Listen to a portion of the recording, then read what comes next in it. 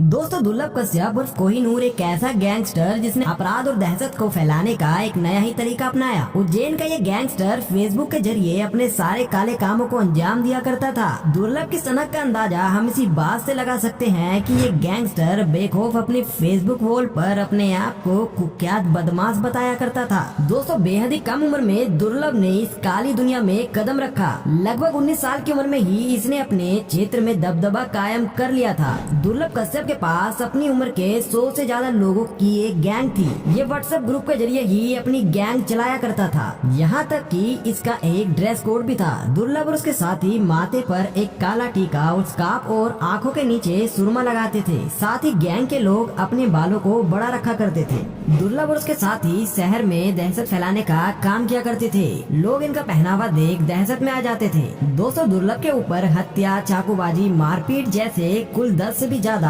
आपराधिक मामले दर्ज थे। ये किसी भी अपराध को बेखौफ अंजाम देता था। दुर्लभ कम उम्र के लड़कों में काफी चर्चित था, जिस कारण ये उनका आइकॉन बन गया था। दोस्तों दुर्लभ शुरुआती समय में ऐसा बिल्कुल भी नहीं था। दुर्लभ के पिता बताते हैं कि वो पढ़ने लिखने में काफी अच्छा हुआ करता था। दुर्लभ के पिता पेशे से NSI थे, जिस कारण इसकी परवरिश भी अच्छी की गई थी। ये अपने रिश्तेदारों के साथ इंदौर में रहा करता था, लेकिन बाद में वो अपने माता पिता के साथ उज्जैन में रहने लगा। बताया जाता है कि दुर्लभ गलत लड़कों की संगत में पड़ गया था। बेहद ही कम उम्र में दुर्लभ बाइक चलाने का शौकीन था। और दोस्तों यही वो समय था जब दुर्लभ ने अपराध के रास्ते को चुना और अपराधों को अंजाम देने लगा। देखते ही देखते ये एक नामी गैंगस्टर बन गया, जिसके चलते अक्टूबर 2018 को पुलिस ने दुर्लभ समेत उसके 23 साथियों को गिरफ्तार कर लिया, जिनके पास से पुलिस को खतरनाक हथियार बरामद हुए थे। पुलिस का कहना था कि दुर्लभ और उसके साथी खुलेआम फायरिंग कर दहशतगर्दी कर रहे थे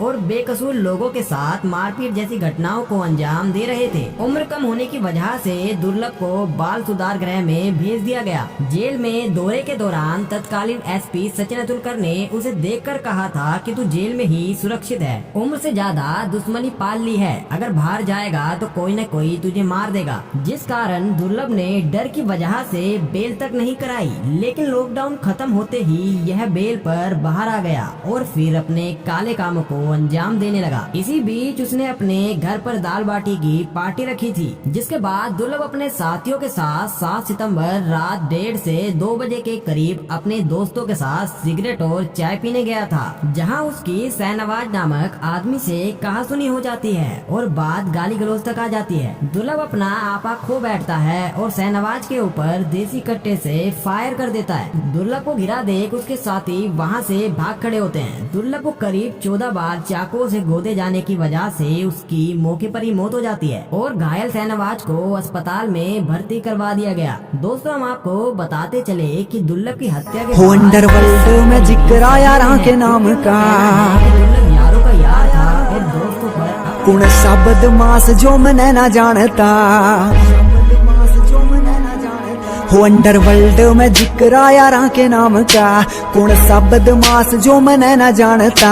हो खत्म हो जा गुंडा का वजूद शहर तय, ओ खो देंगे रा गुंडा का वजूद शहर तय। मने पर्चा बना के दे दो कौन कौन थे, लिस्ट बना के दे दो कौन कौन थे। 10 मार के मैं डोन नहीं बनया, मैंने जितने भी मारे में